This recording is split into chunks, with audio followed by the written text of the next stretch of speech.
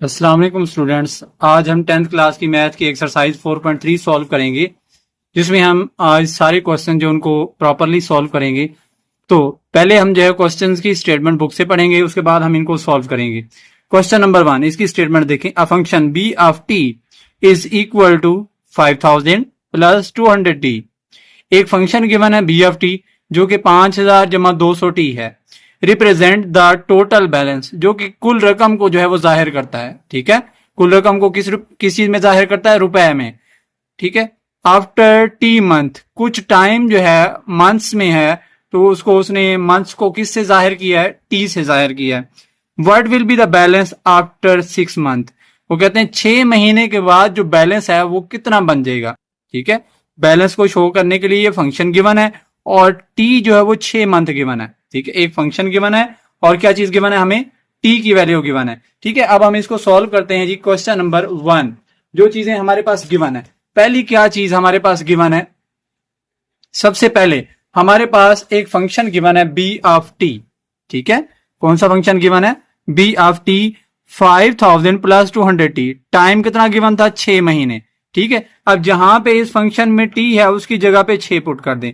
B of 6 is equal to 5000 वैसे का वैसे प्लस वैसे 200 वैसे, इस 6 टी की जगह पे क्या आ जाएगा? 6। बी ऑफ 6 5000 वैसे 200 ज़रब 6 1200 हो जाएगा। 1200 और 5000 को जमा करें तो 6200 रुपए जो हमारे पास अमाउंट है वो बन जाएगी। So balance after 6 month will be 6200।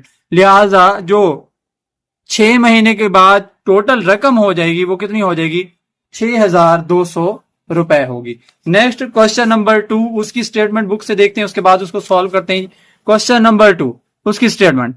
A function f of k is equal to 150 plus 20k represents the total fare. वो कहते हैं ये एक फंक्शन है, ये किराए को जाहिर करता है। किसी सवारी के ऊपर सफर कर रहे हैं, चाहे वो गाड़ी हो सकती है, बस हो सकती है, तो उसके ऊपर ये जो फंक्शन है वो किराए को जाहिर करता है कि कितना डिस्टेंस जो ट्रेवल करेंगे तो उसके लिए कितना किराया होगा for k kilometre. How much will be the fair for 12 kilometre.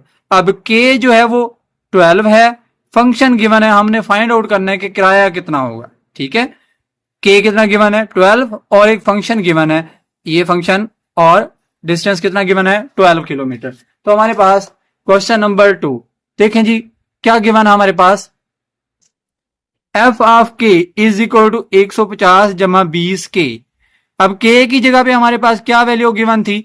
6 month, 6 महीने हमारे पास k की वैल्यू गिवन थी। ठीक है, अब k की जगह पे हम क्या पुट कर देंगे? 12। ठीक है, अब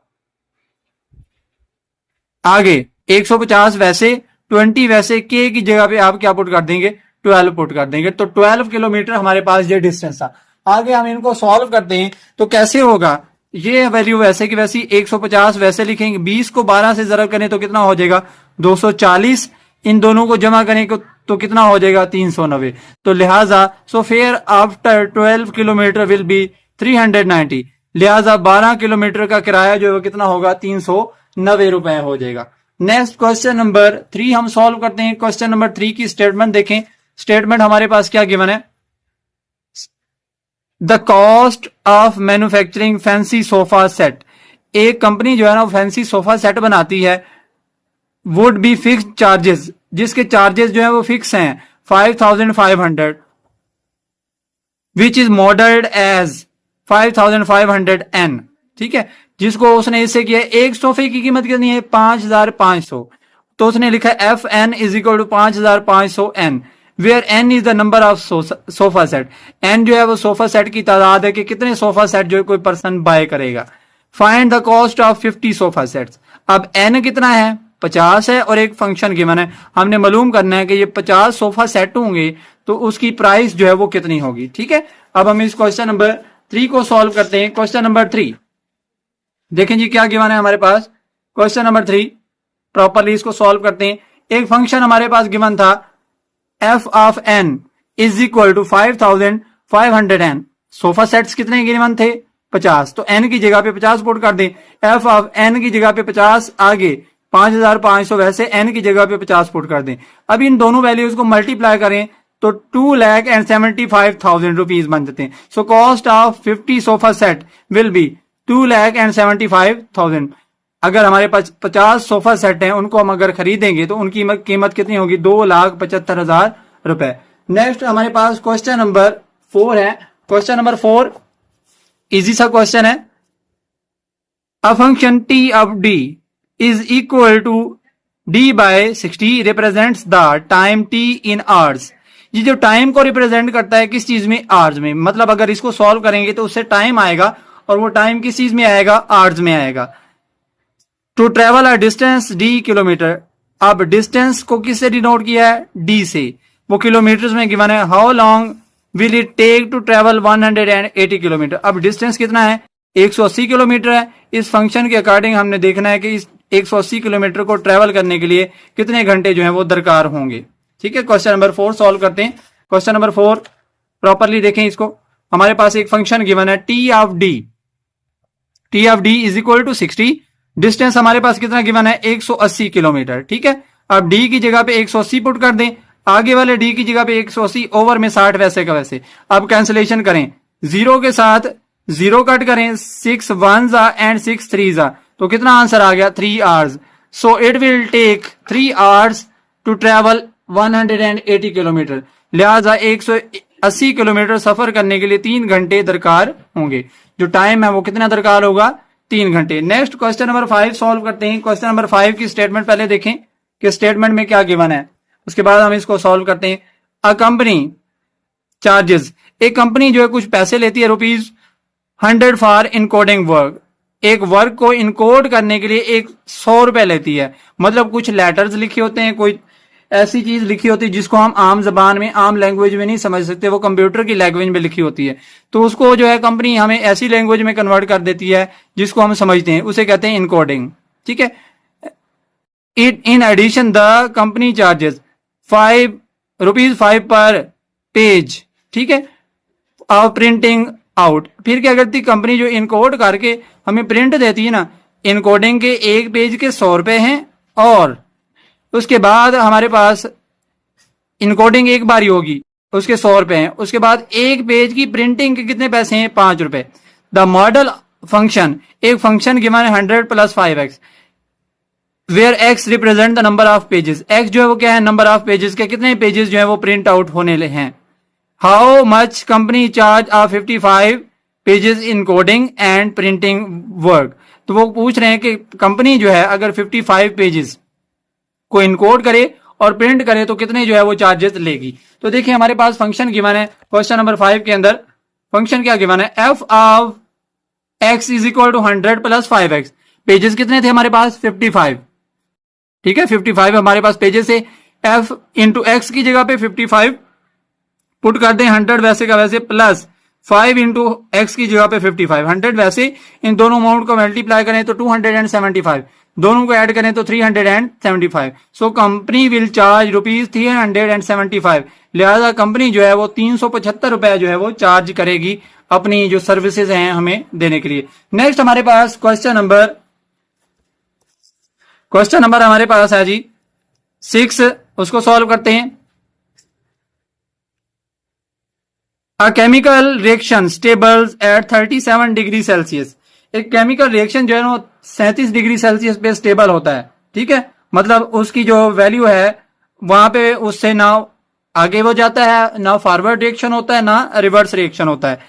the process must be stopped if the temperature derivates by more than 2.5 degree Celsius. वो कहते हैं अगर टेम्परेचर 2.5 डिग्री बढ़ेगा या कम होगा तो केमिकल रिएक्शन या जो है उसकी कंडीशन चेंज हो जाए। The condition is modelled. Condition किस तरह दी हुई है? इस तरह एक absolute value function t - 37 degree Celsius greater than 2.5 t temperature for what value of temperature must be process be stopped. वो कहते हैं टेम्परेचर की कितनी वैल्यूज होंगी कि प्रोसेस जो है वो स्टॉप हो जाए। तो हम ये जो हमारे पास ये जो चीज गिवन है इस चीज को सॉल्व करेंगे, हमें उससे पता चल जाएगी कि टेम्परेचर की रेंजेस जो है वो कहां से कहां तक होंगी। अब आप इसका सोल्यूशन देखें, हमारे पास क्या गिवन था? Absolute value. अब देखें इस फंक्शन को हम सॉल्व करेंगे। t - 37 degree absolute value given 2.5। अब एब्सोल्यूट वैल्यू जो है किसी भी चीज की वो हमेशा पॉजिटिव होती है। कैसे? अगर हम पुट करें 2, इसके साथ ये दो खड़ी लाइनें एब्सोल्यूट वैल्यू को जाहिर करती हैं, ये प्लस का 2 ही आएगा। अगर -2 हो तो इसकी एब्सोल्यूट वैल्यू भी कितनी आएगी? प्लस का 2 ही आएगी, क्योंकि एब्सोल्यूट वैल्यू जो है वो डिस्टेंस होता है 0 से। ठीक है, तो 0 से डिस्टेंस जो है हमेशा पॉजिटिव होता है। अब आप एब्सोल्यूट वैल्यू खत्म करेंगे तो इस फंक्शन के साथ प्लस भी आएगा माइनस भी आएगा, क्योंकि जो हमारे पास एब्सोल्यूट वैल्यू है नेगेटिव की और पॉजिटिव की, वो पॉजिटिव ही आती है, इसलिए हम जब सॉल्व करें तो उसके साथ प्लस और माइनस दोनों लगाएंगे।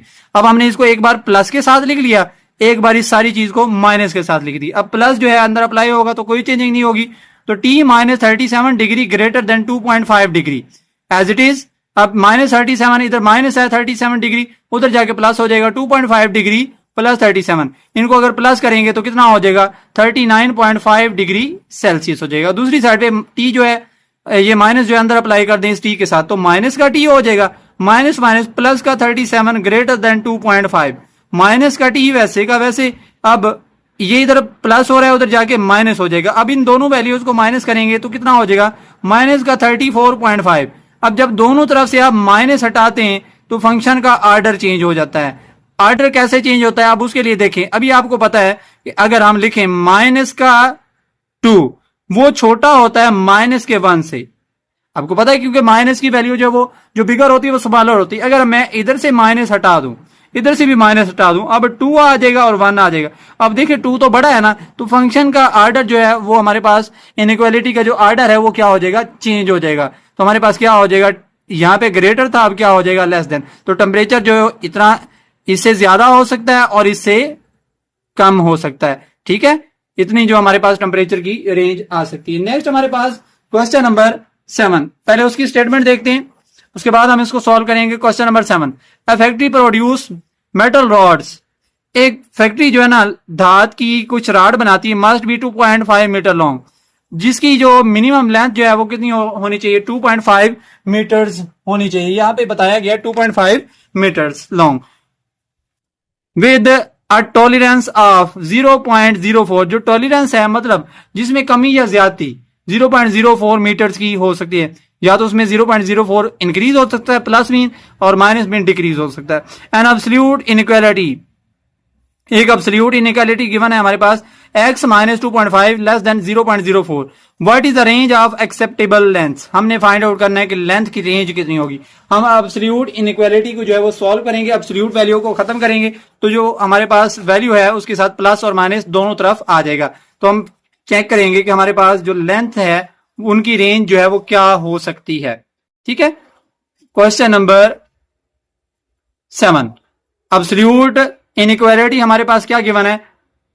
Absolute inequality x - 2.5 absolute value given less than 0.04। अब देखिए जब एब्सोल्यूट वैल्यू इधर से हटाएंगे, ठीक है, तो क्या हो जाएगा? इसके साथ प्लस माइनस आ जाएगा। अभी मैंने आपको पिछले क्वेश्चन में बताया है कि एब्सोल्यूट फंक्शन जो है वो पॉजिटिव और नेगेटिव हो तो वो क्या होता है? हमेशा पॉजिटिव और नेगेटिव के लिए सेम होता है, इसलिए हम इसको प्लस में भी लिखते होते हैं और माइनस में भी, दोनों में लिखते हैं।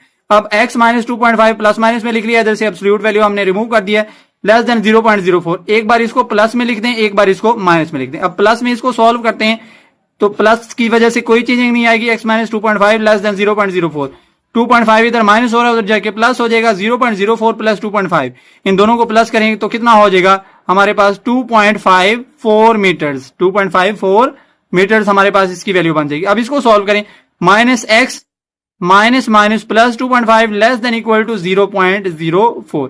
अब ये वैल्यू उधर प्लस हो रही है, ये वाली, इसको हम उठा के x को उधर ले जाते हैं, इसको उठा के इधर ले आते हैं। 2.5 माइनस 0.04, x इधर माइनस के उधर जाके प्लस हो जाएगा। 2.5 माइनस 0.04 तो कितना हो जाएगा? 2.46 लेस देन x। अब x को मैं उठा के इधर लेके आता हूं तो इसका साइन को जो है उलट कर देंगे, x ग्रेटर देन 2.46 मीटर। अब हमने इसको इस इक्वेशन में कैसे लिखना है? दरमियान में x लिख लेना है।